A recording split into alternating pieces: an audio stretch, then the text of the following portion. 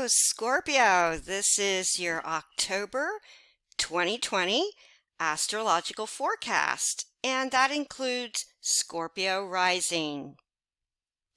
So to begin with, we have the sun in your solar or natal 12th house. What does 12th house rule? It rules secrets, it rules investigations, it rules surgeries, it rules unforeseen enemies or the unforeseen. Also rules spiritual issues. So these are the interests or themes that will be prominent for you for the month of October.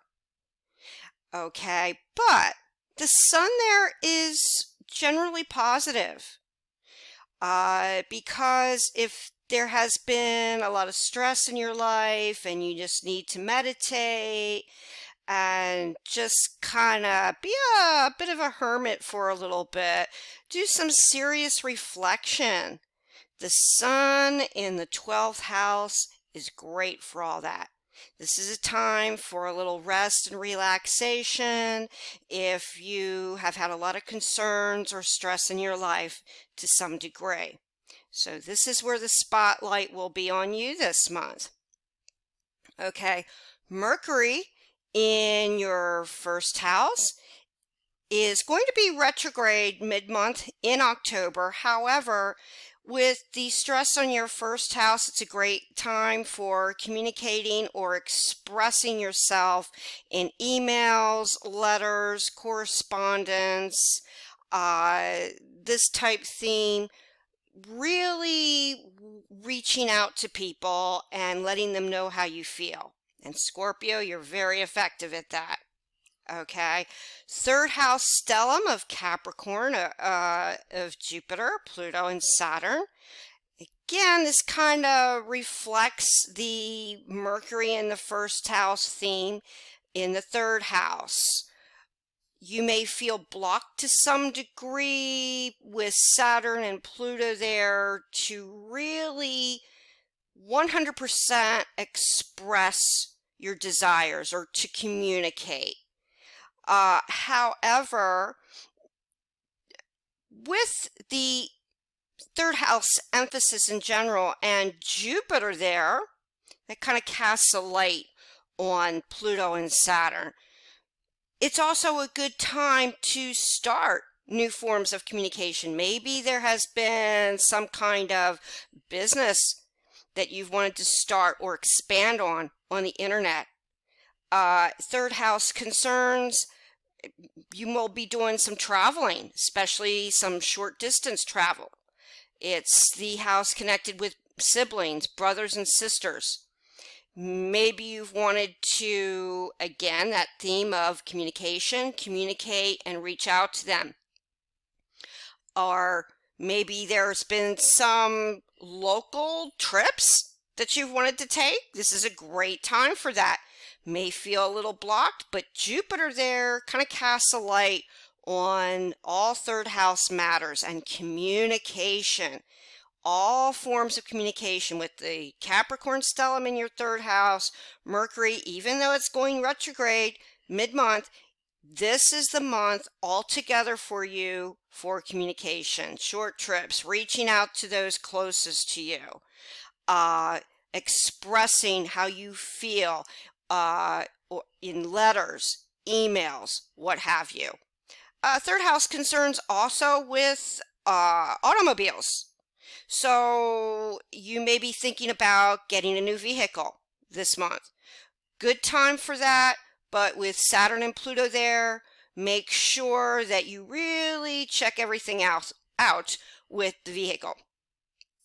All right, we've got Neptune still retrograde in your fifth house. Fifth house rules children, and it rules fun, romance.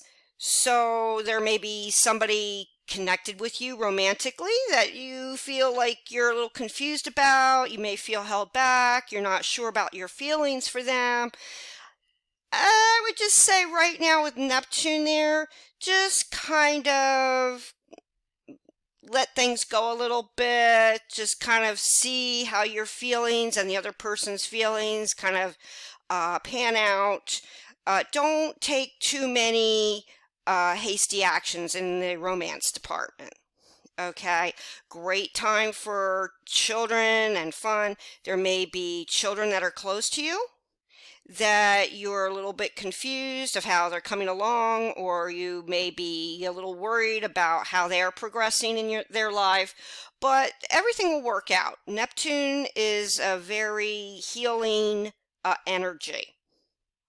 Now you've got the full moon on the 1st in Aries, and its depositor is Mars. So this is really going to bring 6th house emphasis to the fore. Of course, 6th house emphasis, health, work, pets too. There may be a pet or pets that you may have a little bit of a concern about. You may have a health concern, dietary concern, and so just keep an eye out for some of these situations. See how you can improve upon a pet's health, your health. Also emphasize work, new jobs. All of a sudden, you may stumble upon the perfect job for you. It could also indicate some issues with employers, bosses. So that's an area that you will have to be cautious of. But with Aries, we tend to speak our mind. It's kind of rash, impulsive. So if there are issues in these areas, just kind of think everything through before you act or you speak, and you'll be just fine.